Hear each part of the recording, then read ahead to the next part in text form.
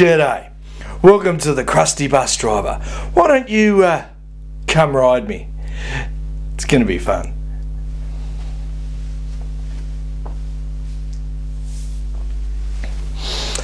G'day.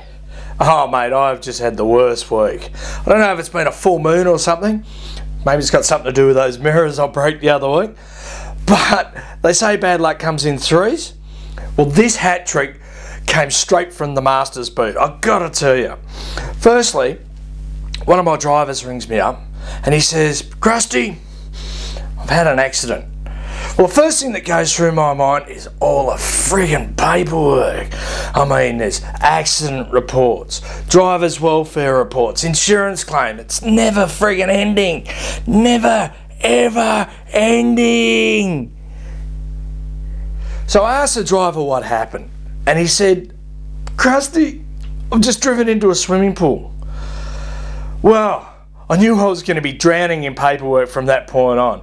So when I get to the scene, I check out the bus. It was already getting put onto the tow truck, had a lot of front end damage, and the swimming pool, well, it looked like a bus had just driven into it. So I said to the driver, I said, "Look mate, I'll get some details off you, and then you just go home and rest up and, you know, maybe contemplate your future in the industry." So I'll get back to the depot. You know, the bus has already been towed into the yard, and as I walk through the office, the insurance assessor's already there waiting, you know, wanting all the details.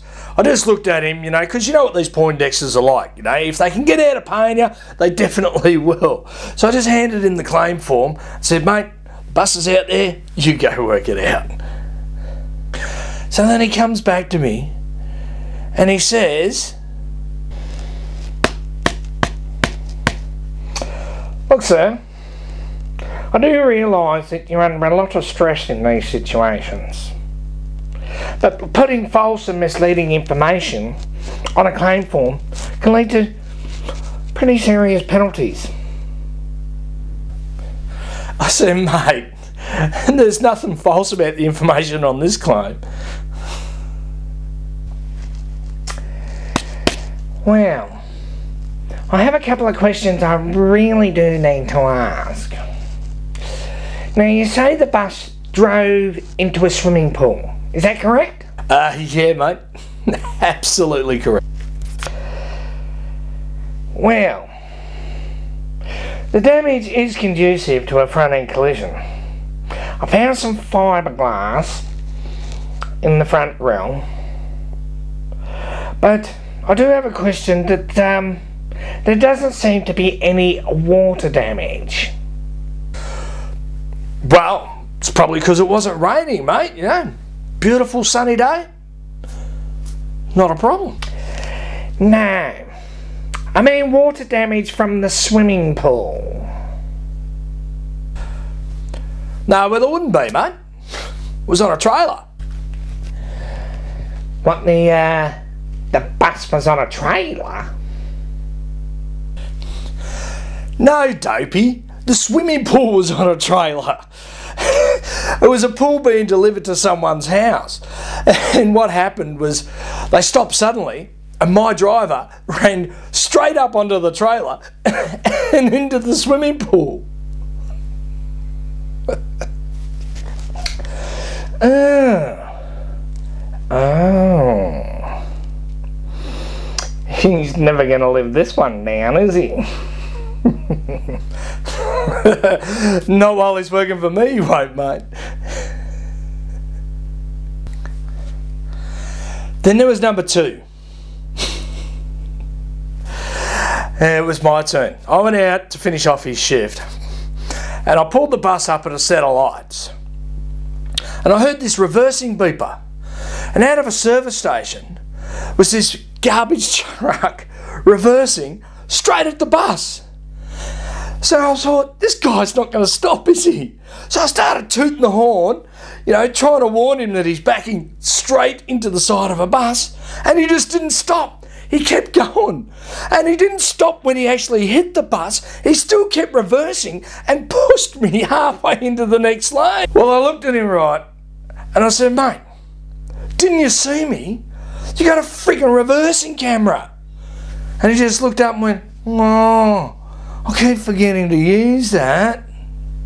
I mean, I thought I had some dopey drivers, but this guy, he takes the cake. So this time, I ended up ringing the cops. I thought, mate, this guy, if he's not on something, he's just got to get taken off the road, if you know what I mean. So luckily there was no one sitting on that side of the bus, because they just would have got showered in glass. It was that horrible crackling, crashing noise as glass just fell all over the bus. So I'm thinking, man, more friggin' paperwork. I hope the insurance guy's still at the depot, because I've got another claim for him. It should be fun. Well, not only did that make me day, I still had to go out and finish off the run. So when I got to the last stop, everyone was off the bus. I thought, man, I need to have a smoke. A durry, a cigarette. Okay, don't take that the wrong way. I wanted to relax, but not that much, okay? So I'm driving along, having a ciggy.